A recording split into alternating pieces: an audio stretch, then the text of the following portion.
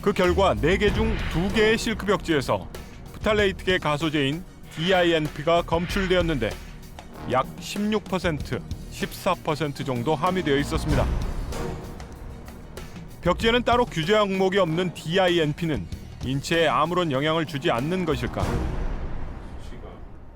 이것 자체가 호르몬 교란을 일으켜서 여성들 같은 경우에서는 생리불순이나 또는 이제 유방암 발생 가능성을 높이게 되고 자궁 내막증을 유발하기 때문에 심각한 건강 피해를 유발할 수 있고, 남성들 같은 경우도 정자수 감소가 발생을 해서 불임의 원인이 될 수 있습니다. 특히 호르몬의 교란 작용을 통해서 애들의 정상적인 성적 발달에 나쁜 영향을 미칠 수 있다고 볼 수 있습니다. 이러한 위험성 때문에 3세 이하 유아용품과 장난감 등에는 프탈레이트계 가소제 6종 모두 사용이 금지되어 있는 상황입니다. 지금 안전 이거에 대해서는 조금 논란이 되는 부분이라. 네, 그런데 이제 그러니까 어린이들 쪽에서는 사용을 못하도록 돼 있어요. 벽지 같은 경우가 뭐 유아의 입에 들어갈 수 있는 부분은 아니잖아요. 그렇기 때문에 DHP, DBP, BBP 이게 3종에 대해서만 0.1%로 규제를 하고 있는 상황입니다. 그래서 몇몇 업체에서는 6종의 프탈레이트계 가소제를 사용하지 않고 비교적 안전한 DOP 가소제를 사용하고 있습니다. DOP 같은 경우는 이제 가소제 어떤 여러 가지 갖춰야 될 조건을 가장 잘 갖추고 있는 이상적인 가소제로도 알려져 있는데요. 기본적으로 이제 확산돼서 배출되면 안 되거든, 가소제가. 근데 DOP 같은 굉장히 낮은 극성의 물질이기도 해서 굉장히 아무튼 그 안에서 굉장히 잘 안정적으로 존재해요. 그래서 그 시간 지나서 배출된다든지 그런 거 아닙니다, 사실은. 네. DINP가 검출된 실크 벽지 업체에 사용 이유를 물었습니다. 다른 가소제를 사용할 수 없는 이유가 있습니까? 그게 비용이 너무 비싸기 때문인가요? 생산성이나 이런 기계 설비 좀 조건에 따라서 DINP는 글쎄 아직까지는 대체할 만한 그게 좀 없어서. 합지 벽지와 실크 벽지, 천연 벽지를 태워보면 실크 벽지가 상대적으로 위험하다는 것을 알 수 있습니다. 불을 붙이자 타들어가는 벽지들.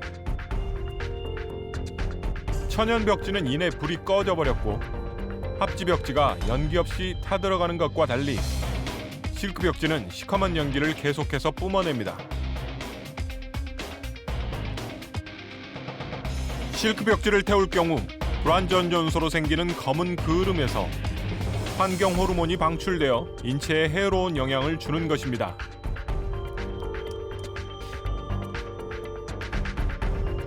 이러한 위험성 때문에 현재 어린이집과 공공기관에는 방염 처리하지 않은 실크 벽지는 시공이 금지되어 있습니다.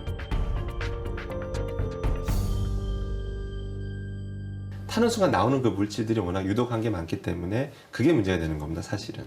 그러니까 사실 불 났을 때 안 그래도 일산화탄소도 나오는데 염화수도 나오고 다이옥신도 나오고, 그러니까 종합적으로 하니까 인체에 굉장히 치명적인 거죠, 사실은. 일반 주택에는 왜 실크 벽지 시공을 금지하지 않는 것일까? 주택 공간의 특성이 개인적인 그런 사생활 공간이다 보니까 관에서 개입할 수 있는 한계가 존재를 하는 거죠. 법령을 만들면은 그게 단속의 실효성이나 확인할 수 있는 방법들이 또 같이 따라줘야 하는데, 그걸 할 수 있는 그런 법은 거의 없을 거라고 생각을 하고 있거든요. 우리가 살아가는 집은 가장 안전해야 하는 공간입니다. 비싼 돈을 지불하고 도배한 벽지가 가족들의 건강을 해치기를 바라는 소비자는 없습니다. 무엇보다 우선시되어야 할 것은 소비자의 안전이라는 점, 벽지 제조업계는 명심해야 할 것입니다. 벽지업계 관계자들은 소비자들이 원하기 때문에 실크 벽지를 생산할 수밖에 없다고 얘기합니다. 하지만 아무리 디자인이 근사하다고 해도 안전하지 않다고 알려지면 그 제품을 선택할 소비자는 없을 것입니다. 천연 벽지 개발이나 친환경 가소제 사용 등 업체들은 좀 더 안전한 제품을 만들기 위해 더 많은 노력을 기울여야 합니다. 뿐만 아니라 정부도 인체에 치명적인 영향을 주는 프탈레이트 가소제 등에 대한 좀 더 엄격한 규제를 마련해야 할 것입니다. 오늘 똑똑한 소비자 리포트 유익하게 보셨나요? 문제가 있으면 확실하게 고발하고 소비자에게 유용한 정보는 더욱 똑소리나게 알려드리겠습니다. 똑똑한 소비자가 세상을 바꿉니다.